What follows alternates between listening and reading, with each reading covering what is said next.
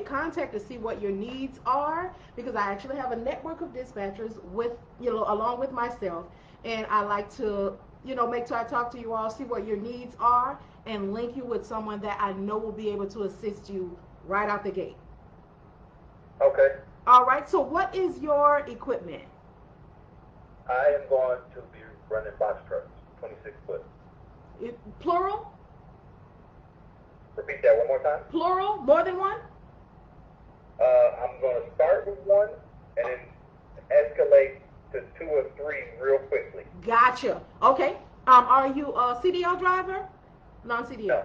Non-CDL, which is fine. I just like to ask because, we want to do, just like you're screening the calls, I want to make sure that I link you up with, someone who will be able to take care of your needs. So what are your requirements? What are your lanes? What do you want to, where are you starting out from?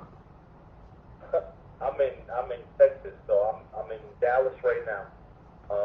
So hold on, let me go to an area where I can really speak freely. Gotcha.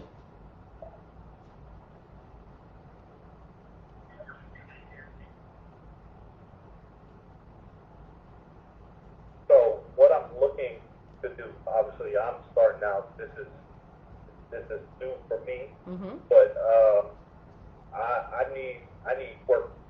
Like when I say work, I'm looking 6 to 7 days work.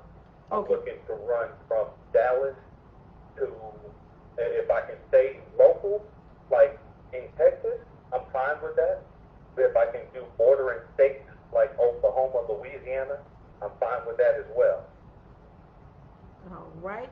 So for you, it's not a matter of being home every day, but you just want to still stay in the local area if you can. Yeah. All right. I need that work. Okay. And I'm going, that's where I'm going. So you say you need that work.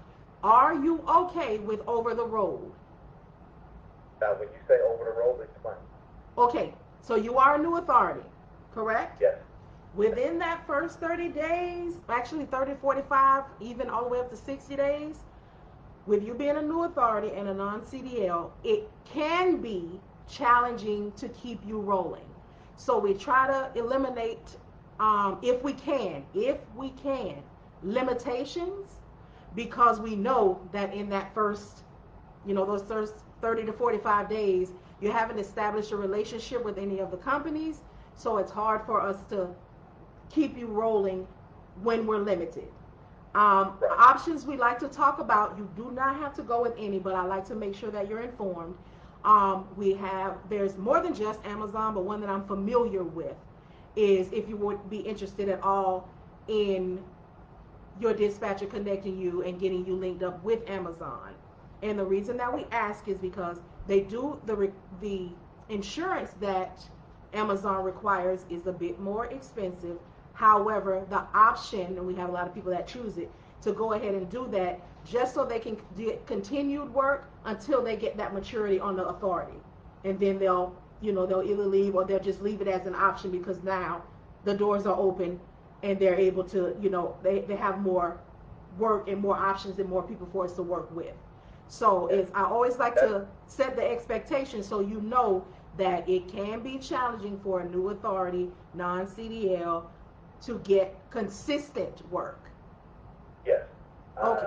So right now I'm getting ready to get my CDL. I take my test at the end of next month. I need to check my date, but okay. But my drivers will not have it.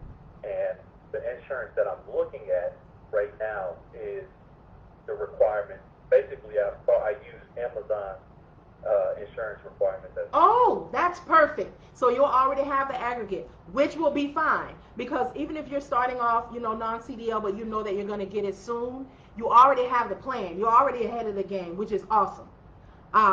And when I call, like I said, I like to set the expectation and let you know the reality of things because I know that your goal is already to go ahead and add 2 more trucks rather quickly. But I like to let you know the reality on that 1 truck first. And I will say this, if you go ahead and, you're starting now, and then next month you go ahead and take your course, you've already, for example, your dispatcher's already got you signed up with Amazon, y'all rolling all as well. By the time you get that CDL, you got some maturity on there. So you got your non-CDL drivers you know, in the continuing your Amazon loads, which Right. if you get on with them, you can have, if you get 3 trucks, you can have 2 of them or all 3 of them, however you want to do, going through Amazon, because Amazon, this is from my personal experience, they will have one route 3 times. You take them out. Yeah. So Great. the option, so what you're doing and how you're aligning it is really good, because you're going to go ahead and get started now, which is going to start getting some maturity on there, and then you're going to become a CDL driver, which is going to be even greater. And I just want to drop this little tidbit on you. You'll be, if you get your CDL and you decide that you want to get some endorsements, hint, hint, hazmat, hint, hint, tankers, that's... Oh, no. I'm going to avoid that. That's I want to stay in a certain lane. That's too much for me. Okay, even hazmat? Yeah. Okay, and that's fine, but the fact that you'll have the CDL, that opens a whole nother arena already. So you're good. So what would you be looking for? What would you need? So with the information that I've explained, so we know that it may be challenging, that you may be new. So I like to, when I ask, what will you be needing to run your truck? Like, what will you be needing? What will be your rate per mile? I like to offer, but if you already know, then that's fine. Since you know that this is something new. So say, for example, your insurance for one truck is $3,000 a month. And your gas is $500 a week. Realistically,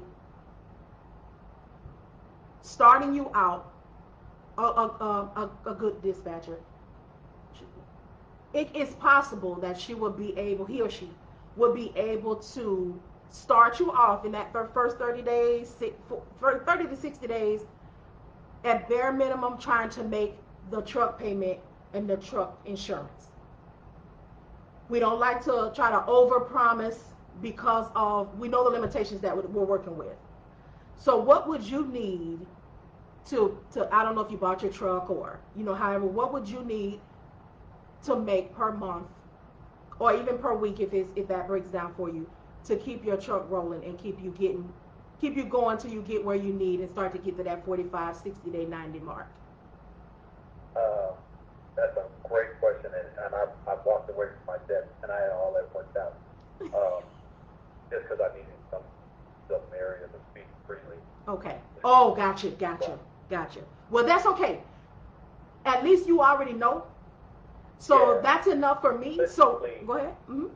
Realistically, I would like at least 3,000. Okay, and I appreciate that, because that is something that is feasible, even though it would have to be worked up to, but it's realistic. So I can definitely put that down. So that would tell me that you at least $1.50 a mile would be something that would definitely work for you. So I'll put that on there. What I'm doing starting out is I got a really good rate budget for rent to start out, and that's where I'm going to start out renting. I got trucks for $1,800 a month through budget, which puts me in a good spot because I don't have to worry about maintenance or anything else. Right. So you really thought this is really good. So and then starting out that like, even if my drivers drive, I plan to just take care of them, you know, until we get going. But insurance is the thing that I'm working on now, and I can't get a good quote because I don't have a VIN number, because obviously I'll be renting the truck. Right. So which is fine. So when would you be? What is your estimated time that you would be wanting to start, or want? Less than 14 days. Less than 14 days.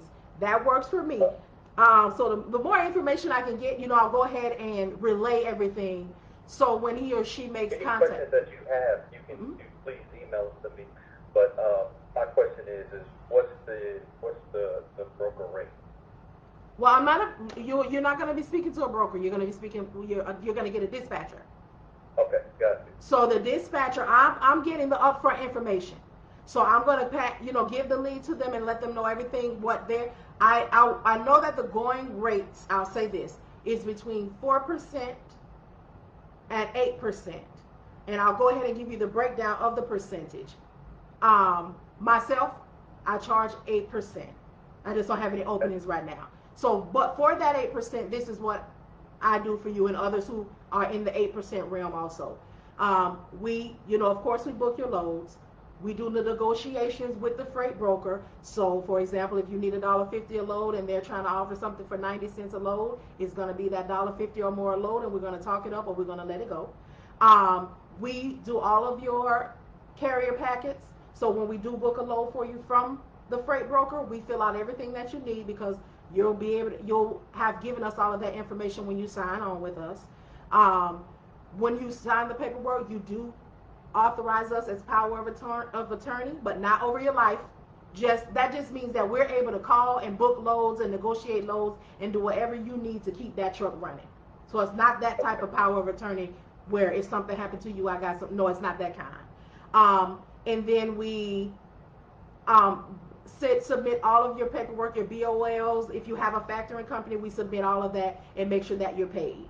So that's what someone that is in the 8% realm would do. Now, those are So let me ask you this: the loads that you guys book, are they? When do they pay? Are they? Because I've heard different cases. Okay, so I'll go ahead and break that down for you. So the loads that we book, everybody has their own way of booking. You got people that go on the load boards. You got people that go off grid and find you stuff because they're trying to work on. So whatever they do, the payment, if you have a factoring company, let's start with that, then you will get paid however your factoring company is set up, a day and a half, 48 hours. As soon as you submit, when you finish your load and you submit that information that they've signed on that other end to your dispatcher, he or she should submit that information to your factoring company immediately. So you'll be paid up to 48 hours within that payment. If you do not have a factoring company and you take a load, you will get paid. We can find out as a dispatcher if that company offers quick pay. That's an option, and we can see if they offer where you can get paid at the check at the truck stops, where they'll send over and authorize a payment. You'll go to the truck stop, and CheckCom is what it's called, and you can print the check out at the truck stop, take it to the cash register, and they'll cash it out like that. And then you have the last option, which is a factoring company. The people who utilize this option, like I've had some clients that already have some money, so they're fine waiting the 30 days to be paid by check from the company. So how you get paid depends on what what the freight broker offers. So if they pay every 30 days, then you would have to do that, or you can choose any other options if they have them available, which are things that the dispatcher would check into also, because if you don't want to be paid every 30 days and you don't have a factoring company, they need to be looking into that, which they will when they call. Okay, so you don't have a factoring company? All right, so what we need, do you offer quick pay? But this is all things that the dispatcher will be doing for you to make sure that you are paid properly and what you're supposed to do. And we also, as the 8% dispatcher, we also, if anything happens, like if you go on a load and you're supposed to be there at 2, you get there at 1:30, they don't load you until 5. We are the ones that go after that broker and say, hey, they sat there, they need to be paid for that time that was there. That we need to look, as a dispatcher, I would look into, when I take that load, does one get paid for paying? If you happen to mess around and have to get seated overnight, well, I will be the one that go up to the broker and say, you need to pay for hotel, you need to pay for food. So we are actually, I call myself an advocate, because you trust us to do what needs to be done, and we get on that, and any type of problems that you have, we are the ones that call and fight for you, because our job is to basically allow you to just drive and make money.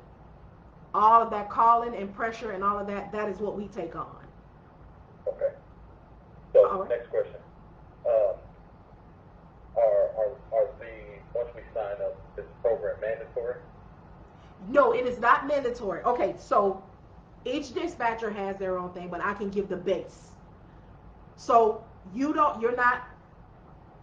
if you if you get a dispatcher, this is up to you. So say you get a dispatcher you pay 8%. If you want to get 3, 4, 5, 6 other dispatchers and you want to pay all of them 8%, I don't count your pocket. That's your thing. However, when you sign up with us, the agreement and the intent is for me to locate what you need and keep you going. Because for a dispatcher, this is a competitive thing. So if I have a client and I'm looking for you and you have 4 or 5 other people looking for the same thing, and say I get it and I call you, but you've got other dispatchers that already got it. Now you're ruining the relationship that I have built, which is bringing trust to your company, because now I have to call and cancel. So what happens now is that broker doesn't want to work with me anymore because I'm not reliable. But in fact, they don't want to work with you anymore because as a dispatcher, I represent you. They don't know that I'm the dispatcher. For all they know that I represent your company, I need to do the right thing. So when whatever the name of your company is canceling and being late,